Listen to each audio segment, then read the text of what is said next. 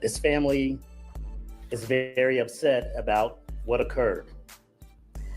Kind of walking you through what happened is on Friday morning, we met with the police chief of Cincinnati, and we viewed the body cam video of what happened with the police involved with Ryan.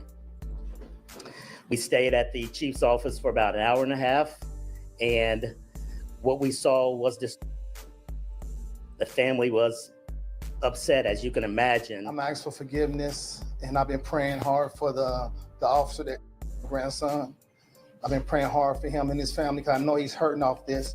If I seen in the video about my grandson, I seen two scared people. I seen the officer scared, and I seen my grandson scared. Each one of them how to play the game. We are very close family. This is us. I can't even express how I feel right now about, I'm angry because it shouldn't have never happened. I want to find out exactly what steps was taken and the protocol. And if everything comes out that it's not what it should have been, we need to do something about change. All right, what's up with it, y'all? So look, man, I'm coming at y'all with like a little update on this whole situation that took place where a young man lost his life and his father got revenge in his own way on the police officers that took his son's life. Now, it wasn't the direct police officer that took his life, but I'm just saying in general, they all are cops, police, 12, whatever you want to call them. And, you know, he took one of them out. Now, look, basically, well, let me start this out the correct way by saying RIP to both people who lost their lives. The son, Ryan Hilton, he lost his life, you know, which I do feel like was, you know, unacceptable in my personal opinion. I don't give a damn what nobody got to say. I know I got to keep it real and unapologetically be myself. And, you know, as far as Ryan losing his life, it was a deputy that was out doing a regular routine traffic stop on someone, if I'm not mistaken. And his father, you know, rammed him with the vehicle, and he ended up, you know, passing away from his injuries or whatever the case may be. Now, Ryan was allegedly with a couple of guys who were in a stolen vehicle, and they had firearms. And I watched some of the body cam footage, and in the body cam footage, you can see where he jumped out of the vehicle and he was running away from the police. Now, as far as a firearm being pointed at him and things like that, I didn't see that. They said that they heard there was a firearm that dropped. Just, you know how it be when it be these type of situations. But I do feel like that running from someone and just, you know, shooting at them, I don't feel like that's what's up in my personal opinion. I know a lot of people who don't like people who do certain things.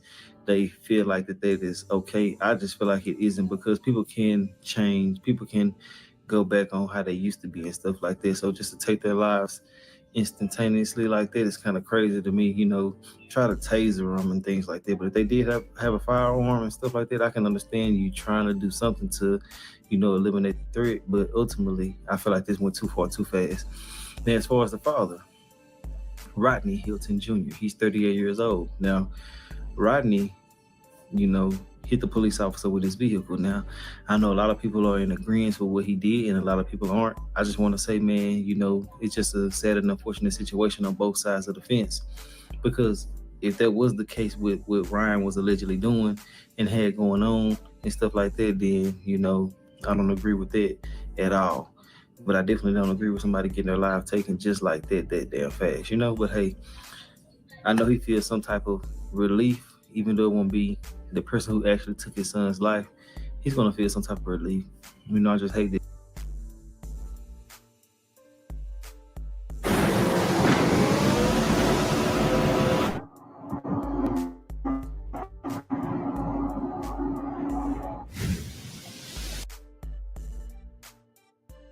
Like that, you know, it went to this point.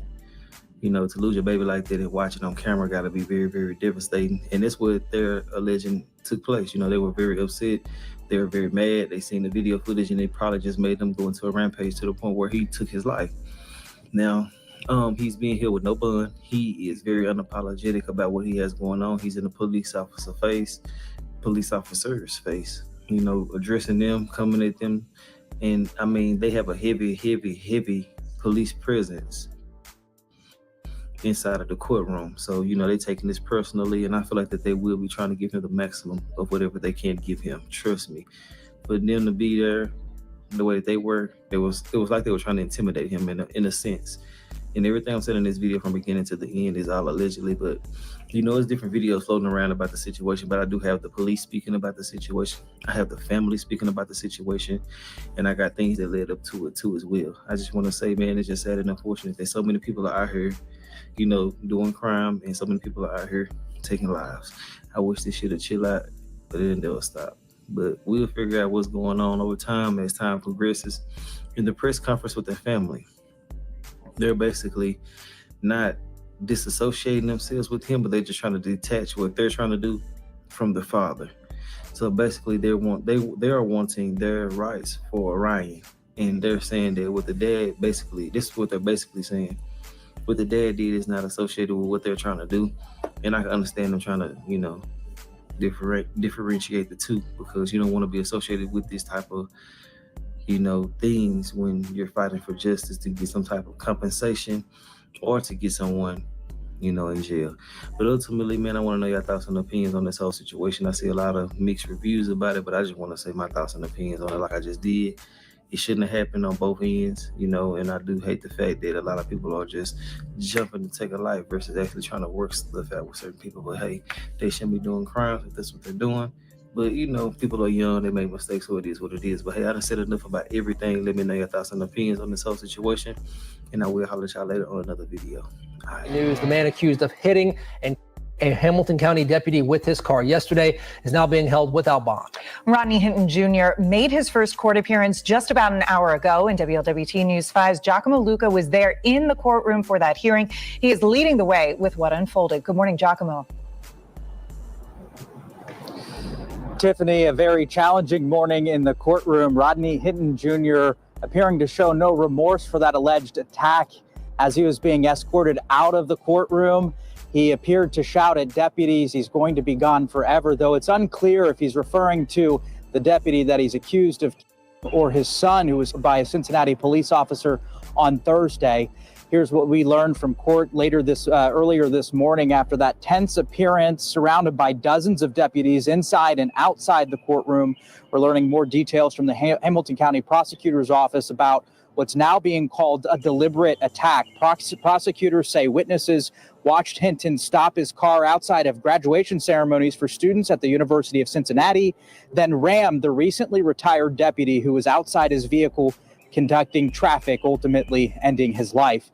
Now, the defense explained that this has been an emotionally charged week for Hinton after his son was killed by that Cincinnati police officer on Thursday. Meanwhile, Hinton is going to be held at the Claremont County Jail by the judge's order for his safety until a no bond appearance is set to determine whether or not he'll be held as that judicial process plays out. At the Hamilton County Courthouse today, Giacomo Luca, WLWT News 5. Now, Giacomo, you mentioned that moment when he shouted out, but what was the overall mood in the courtroom during this hearing? We did see so many deputies that were there for it. Tiffany, I've been to a lot of courtrooms for a lot of criminal cases over the last 15 years. I've never seen so many deputies show solidarity like that.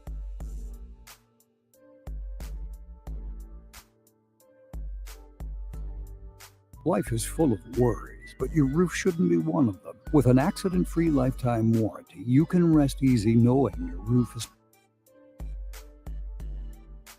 That in the courtroom, the mood was solemn, and certainly the jabs by the defendant in this case as he was exiting the courtroom, the deputies just remained silent as he walked out. Giacomo Luca, thank you so much for that report. Now, this case linked to another deadly incident. The man suspected of killing the deputy, Rodney Hinton Jr., is the father of an 18-year-old who was killed by police in East Price Hill on Thursday. Cincinnati police have released the body camera video showing the moments that led up to one of their officers Ryan Hinton after police say they'd tracked down a stolen car to an East Price Hill apartment building.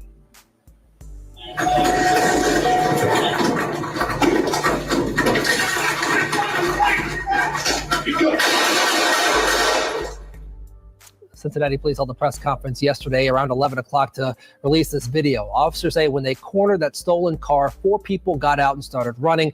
Officers chased those suspects. When one of the suspects slipped, one of the officers on scene said they heard a gun hit the ground, and alerting another officer who was in the process of tracking another suspect came in contact with that armed teenager, that officer firing his service weapon 4 to 5 times. Let me be very direct. We cannot allow individuals to flee from officers with a loaded firearm aimed at them. When this happens, the outcome is almost always tragic. Now, police did attempt to revive him, but 18-year-old Ryan Hinton died on the scene.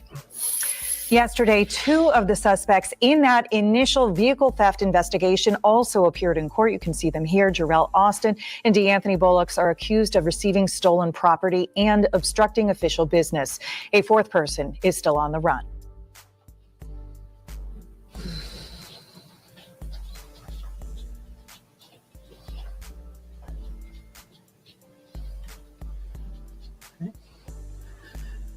Hi, good evening, everybody, and thank you for joining us here this evening. Gathered to give you an update on an incident that you're aware of, I'm sure happened earlier this afternoon, approximately 1 p.m. We had an auto accident at Martin Luther King, Burnett Woods Drive, where a Hamilton County deputy was struck. He was outside his vehicle conducting traffic enforcement. He was struck by a vehicle. It saddens me tremendously to make you aware that he has since passed. I think what is significant for people to know about this accident is the officer was just out doing his job, directing traffic up near the University of Cincinnati for what was supposed to be a glorious day for many. What is significant also to know about this auto accident, as you know, we had a critical incident yesterday in the city of Cincinnati, an officer-involved shooting at approximately 9 a.m. yesterday morning. There is a connection between these two. The driver of today's vehicle that struck a deputy has a family relationship with the 18-year-old that we shot yesterday. So that is currently under investigation by both our homicide unit as well as the traffic unit. Traffic unit and homicide are jointly investigating the traffic accident. Again, it saddens me to report out that we lost a law enforcement officer in the city today, in this county. My heart goes out to his family, to the Hamilton County deputies and her leadership team standing here with me today, and to all the members of their organization. And with that, I'm gonna let the sheriff say a few words.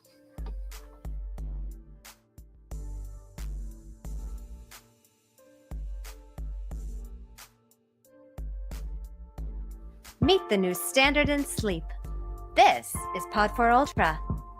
It's not a bed, it's a revolution in the sleep game. Crafted for those who demand nothing but peak performance from every...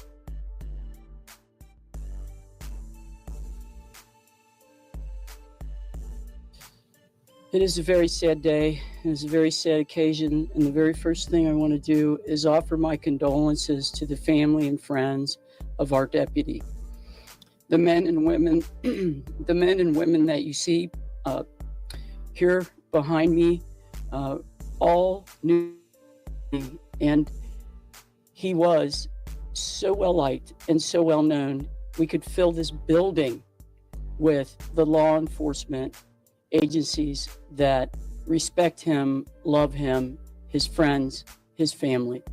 We are so deeply saddened. I want to thank the Cincinnati Police Department, Chief Thigi, her men and women. As I understand it, one of the first people to reach our deputy and render aid was a Cincinnati police officer. and he worked and did his best for our deputy, and we will forever be bonded for that effort. I want to thank the community for paying attention and supporting us. We need support. Please support us. Please support our deputy, who I can tell you, I knew the man, and I knew what a tremendous, tremendous person he is, and what a tremendous law department is in charge of this investigation. Therefore, they are the lead agency. They will answer any and all questions regarding any investigation surrounding the death of our deputy. And I just can't express to you how sad, how incredibly sad we all are, and what an incredibly wonderful and dedicated deputy this man was. So thank you very much. In keeping with the establishment of Marcy's Law, we are not going to be releasing the deputy's name at this time, but I will take a few questions. Chief, given the relationship to yesterday's shooting, is this the investigation being treated as a homicide investigation? Right now, it is still under investigation to determine exactly what it is, but since the homicide unit was the lead on yesterday's incident, they are involved in a joint effort with the traffic unit on today's incident. And is there any description of how the vehicle entered the intersection or anything along those lines that can be released at this time? Yeah, not at this time. Too preliminary at this time. Too early. We've heard that the deputy was recently retired. Is that accurate? That is accurate. Our deputy had just retired just a few months ago, and continued on in service as a special deputy with all of his experience. We were incredibly glad to have him.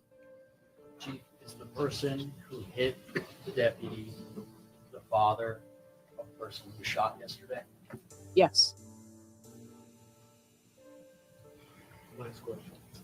Do you know what the make of the vehicle was that was involved in the incident? I do not know at this time.